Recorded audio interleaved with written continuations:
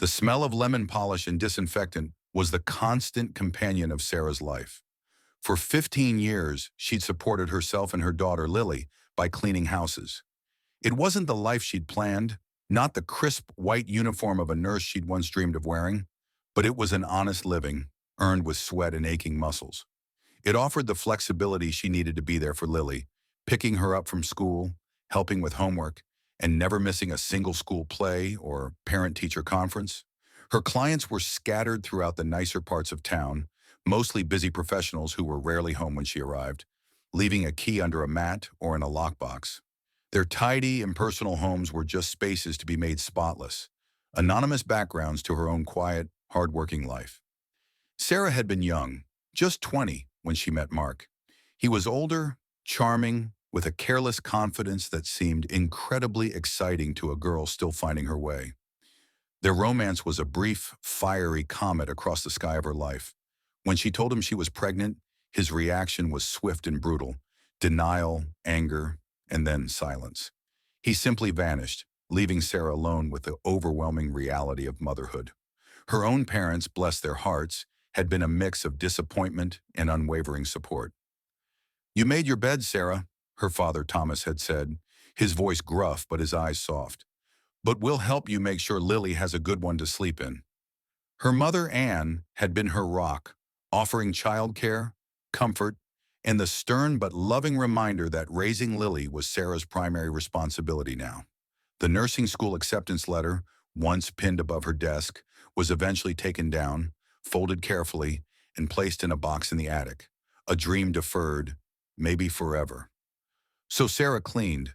She learned the best way to make windows sparkle, how to get stubborn stains out of carpets, and the quiet satisfaction of transforming a cluttered, dusty space into one of gleaming order.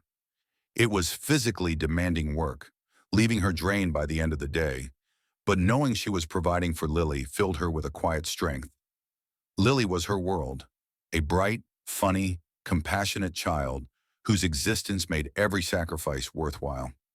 One Tuesday morning, Sarah was scheduled to clean the new client's apartment on Elm Street. It was a sleek, modern place belonging to a Mr. David Miller. She'd only spoken to his assistant on the phone. As usual, she expected to find a hidden key in an empty apartment. But when she arrived, the key wasn't where the assistant said it would be. Puzzled, she rang the doorbell. The door opened to reveal a man in his late 30s, dressed casually but neatly, holding a mug of coffee.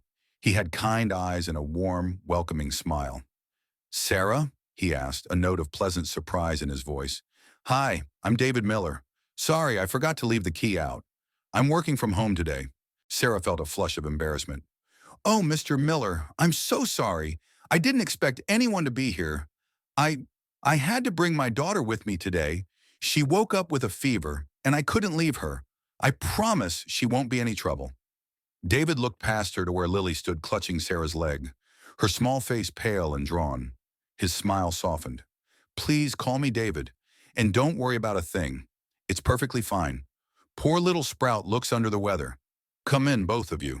She can sit on the sofa, maybe watch some cartoons. Make yourselves comfortable." His kindness was unexpected, disarming. Sarah was used to clients being polite but distant, sometimes even slightly wary. No one had ever invited Lily in and offered her entertainment. "Thank you, David," Sarah said, guiding Lily inside. "That's very thoughtful." David led them into the living room, found the remote, and put on a children's channel. Lily, usually shy with strangers, seemed to sense his genuine warmth and curled up on the plush sofa, mesmerized by the colorful figures on the screen. "You go ahead and do what you need to do," David said to Sarah, gesturing around the apartment. "I'll be in my study. Just let me know if you need anything." Sarah worked conscientiously, trying to be as quiet as possible, acutely aware of David in his study and Lily curled up in the living room. Every so often, David would emerge, perhaps for more coffee, offering a quiet smile or checking if Lily needed anything. He didn't hover or micromanage. He simply allowed them to be there. Around lunchtime, he appeared at the study door. "I'm ordering some lunch," he said. "Would you and Lily like to join me? I can get us a pizza or whatever she likes." Sarah's instinct was to politely refuse, to maintain the professional distance she was used to. But the look on Lily's face, momentarily distracted from the TV by the mention of pizza and David's easy generosity, made her hesitate. "That's very kind, David," she said, "but we really wouldn't want to impose. We brought some sandwiches."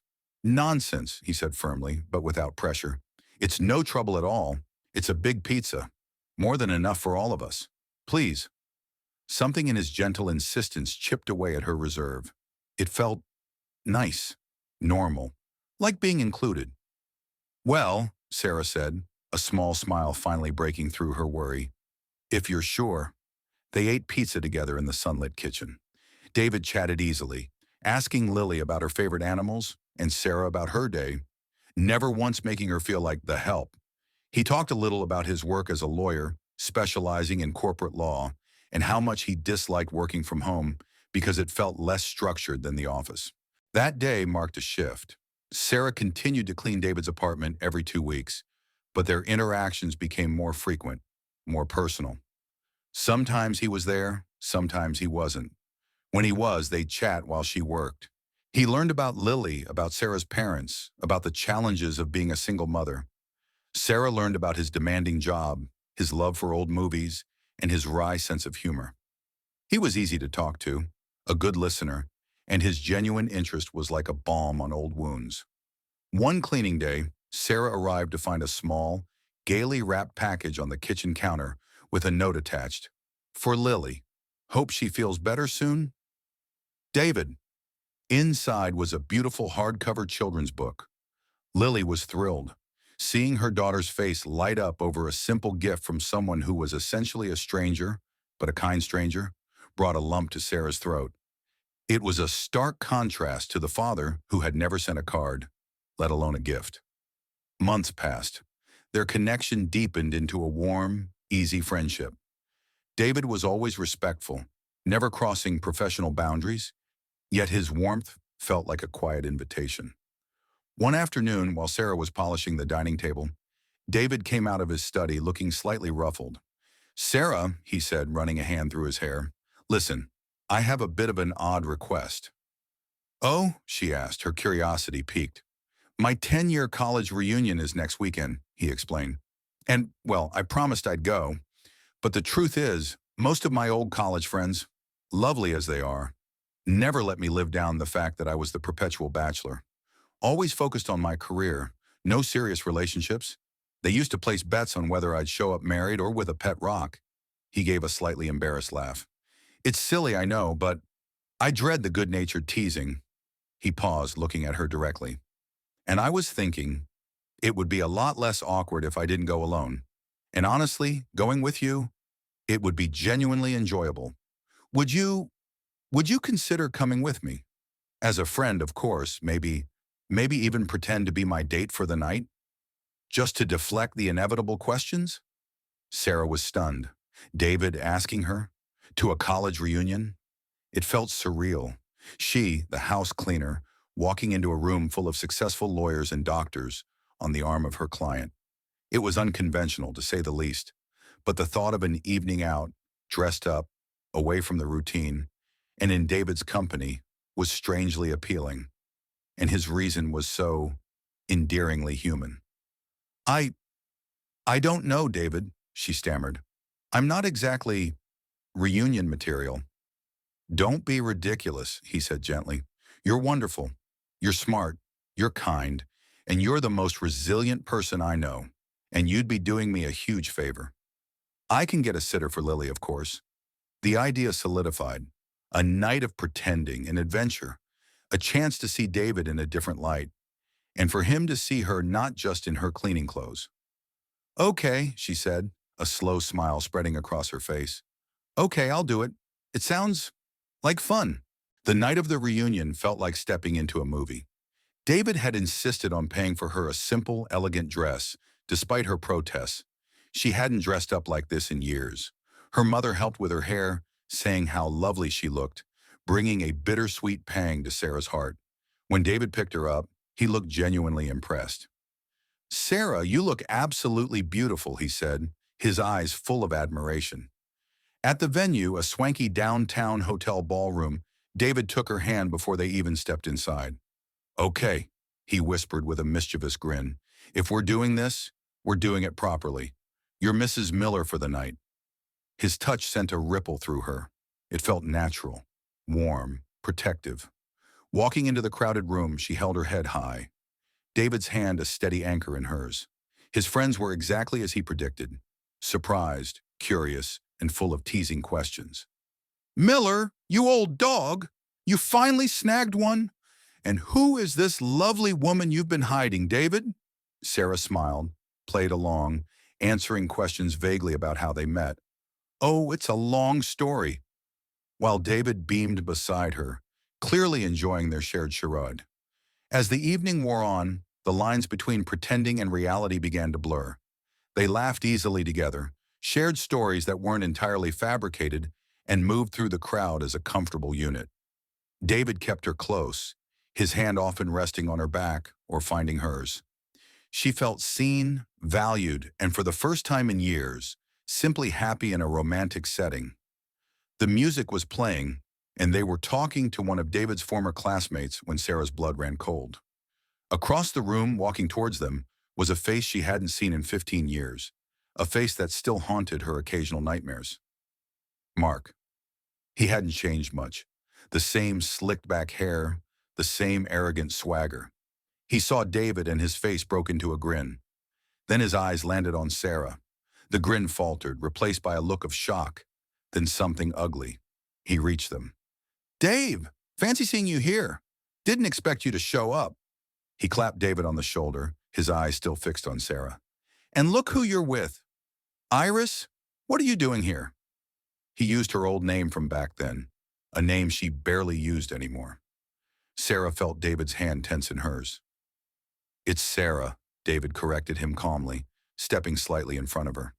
And she's with me. Mark's lip curled. With you? Don't tell me you fell for her act, Dave.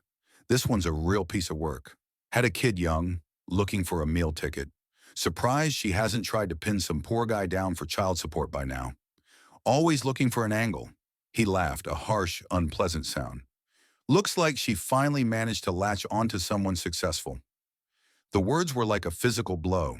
Sarah felt the color drain from her face, the humiliation a hot tide rising in her chest. All the years of quiet struggle, of hard work, of putting Lily first, were reduced to this cruel, inaccurate caricature. Before Sarah could even formulate a response, David's arm went protectively around her shoulders. His voice, usually warm and easy, was now cold, hard, and utterly commanding. Mark, David said, his gaze unwavering, you clearly don't know the first thing about Sarah. She is one of the most hard-working, decent, and dignified people I have ever met. She has raised her daughter single-handedly through sheer grit and determination. She has asked for nothing from anyone. His voice dropped slightly, becoming intensely personal. And unlike some people, she takes responsibility seriously. Get away from us. Mark, stunned by David's vehemence and the public nature of the rebuke, visibly recoiled. He mumbled something about just kidding and quickly retreated back into the crowd. Sarah stood trembling, leaning into David's side. He gently squeezed her shoulder. Are you okay? She whispered, the words catching in her throat. He's Lily's father. David's eyes widened slightly in understanding. The one who disappeared? Sarah nodded, tears welling up. Yes, that was him. Let's get out of here, David said softly. He led her out of the ballroom, away from the noise and the prying eyes. They didn't speak much on the drive back to her quiet street. The energy of the evening had completely dissipated, replaced by the heavy weight of the past. When they arrived, David walked her to the door. The porch light cast a warm glow. Sarah, he said, his voice gentle. What he said, none of it was true. I hope you know that. Anyone who knows you, anyone who sees you with Lily, knows the truth. Sarah looked at him, gratitude flooding her. Thank you, David, for defending me. I don't know what I would have done. You wouldn't have needed me, he said, a faint smile touching his lips. You would have handled it. You always do. He paused. Seeing him, after all these years, it must have been awful. It brought it all back, Sarah admitted, hugging herself. The fear, the loneliness, the feeling that my life was over before it began, and the way he just dismissed everything I've been through. Like I'm some kind of opportunist. He's a fool, David stated flatly. A weak man who couldn't handle responsibility. The kind of man you don't need in your life. Or Lily's. He hesitated, then spoke with renewed energy. Sarah, I'm a lawyer. I deal with these things. If you ever wanted to pursue recognition, get formal child support, force him to acknowledge Lily, I could help you. We could make him face up to his obligations. Sarah looked up at her quiet house, thinking of Lily sleeping peacefully inside. She thought of all the late nights, the scraped knees she'd kissed, the stories she'd read, the small hands she'd held walking to school. She had done it all, alone, but not lonely, because she had Lily. Thank you, David, she said, her voice firm. That's a very generous offer. But I don't want that. David looked surprised. You don't? But after what he said, what he did. Yes, after what he did, Sarah repeated. For years, part of me wondered, what if? What if he'd stayed? What kind of father would he have been? Tonight answered that question. I saw him, heard him. That man, that small, mean man, he is not someone I want in Lily's life. He forfeited his right to be her father 15 years ago. We built our life without him. We don't need him now. She smiled, a genuine, strong smile. Lily has never gone without love or care or anything important. We are okay. More than okay. We are happy. She met his gaze, her heart open. I don't want him in my life, but David took a step closer, his kind eyes searching hers. But I would very much like you to be, Sarah finished softly. The air between them crackled. The pretense of the reunion melted away, leaving behind something real, fragile, and full of promise. David reached out, gently cupped her face in his hands, and kissed her. It was a kiss that spoke of understanding, respect, and a deep, shared warmth. It felt like coming home. Their relationship grew steadily, naturally, built on the foundation of friendship and shared vulnerabilities. David was wonderful with Lily, patient, funny, and genuinely interested in her world. He didn't try to replace her father. He simply became another loving, reliable adult in her life, someone she could trust and laugh with. Lily adored him. A little over a year later, standing in her parents' garden, surrounded by the people they loved, Sarah married David. She wore a simple, elegant dress, and Lily, beaming, stood beside her as the most important flower girl in the world. It wasn't the grand wedding of her youthful fantasies, but it was perfect. A celebration of a family built not on chance or obligation, but on choice, kindness, and unwavering love. Married life with David brought a stability and partnership Sarah had never known.